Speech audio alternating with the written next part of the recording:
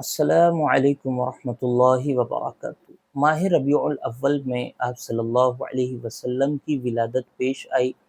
اسی مناسبت سے بہت سارے مسلمان اس مہینے آپ علیہ الصلوۃ والسلام سے محبت کا دعویٰ کرتے ہیں اور بہت سارے طریقوں سے اس محبت کو ثابت کرنے کی کوشش کرتے ہیں۔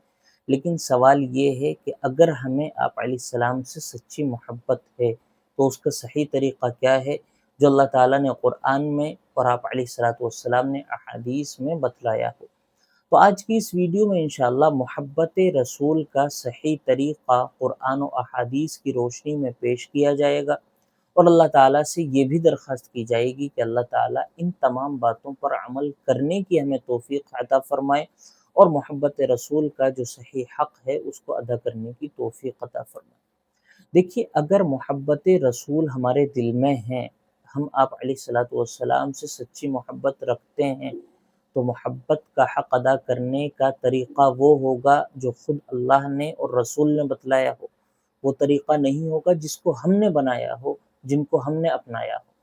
تو وہ طریقہ کیا ہے؟ اللہ تعالیٰ قرآن کریم میں ارشاد فرماتے ہیں، قُلْ إِن كُنتُمْ تُحِبُّونَ اللَّهَ فَاتَّبِعُونِي يُحْبِبْكُمُ اللَّهُ وَيَغْفِرْ لَكُمْ ذُنُوبَكُمْ، کہ اے محمد اپنی امت سے کہیے کہ اگر تم اللہ سے محبت کرتے ہو تو پہلے مجھ سے محبت کرو، یعنی پہلے میری اتباع کرو۔ اگر تم میری اتباع کرتے ہو تو تم سے اللہ تبارک و تعالی محبت کریں گے، اور اللہ تبارک و تعالی تمہارے گناہوں کو معاف فرمائیں گے۔ تو اللہ تبارک و تعالی نے محبت رسول کا طریقہ بتلایا ہے، اتباع رسول، رسول صلی اللہ علیہ وسلم کی اتباع کرنا، پیروی کرنا، ان کے کاموں کو اپنا لینا، اور جن کاموں سے وہ بچے ہیں ان سے بچ جانا، یہ اللہ تبارک و تعالیٰ نے طریقہ بتلایا۔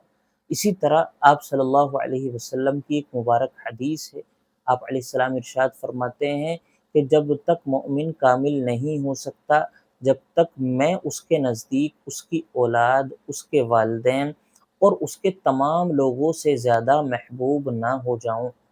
یعنی اگر محبت کرنی ہے تو اپنی اولاد، اپنے والدین، اپنی تمام چیزوں سے زیادہ آپ علیہ الصلوۃ والسلام سے محبت کی جائے۔ اور وہ محبت کس طرح کی جائے گی؟ وہ محبت اس طرح کی جائے گی کہ آپ علیہ الصلوۃ والسلام کو تمام انسانوں میں سب سے افضل ماننا۔ اسی طرح آپ علیہ الصلوۃ والسلام کی سیرت کو پڑھنا، پھر اس کو اپنانا، آپ علیہ السلام پر درود پڑھنا، آپ علیہ الصلوۃ والسلام کی تعلیمات کو اپنا لینا، بدعات کو چھوڑ دینا، دین کو دنیا پر ترجیح دینا، غلط کاموں سے بچ جانا، برے کاموں کو چھوڑ دینا، یہ تمام باتیں آپ علیہ الصلوۃ والسلام کے حق کو ادا کرتی ہیں، محبت رسول کے حق کو ادا کرتی ہیں۔ تو اگر ہم پکی محبت کرنے والے ہیں آپ علیہ الصلوۃ والسلام سے، تو طریقہ وہی اپنانا پڑے گا جس کو قرآن و حدیث نے بتلایا ہے، وہ طریقہ نہیں جس کو ہم نے اپنایا ہے۔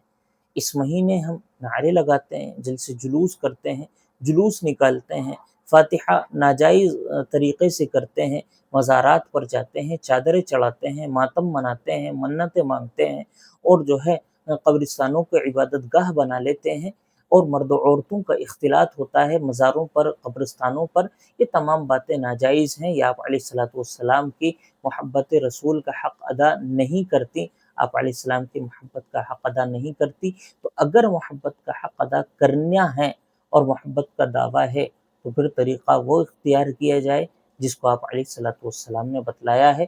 اللہ تعالیٰ عمل کی سمجھ کی توفیق عطا فرمائے، بدعات و خرافات سے بچنے کی توفیق عطا فرمائے، اور محبت رسول کے حق کو صحیح طور پر ادا کرنے کی توفیق عطا فرمائے۔ آمین ثم آمین۔ السلام علیکم ورحمۃ اللہ وبرکاتہ۔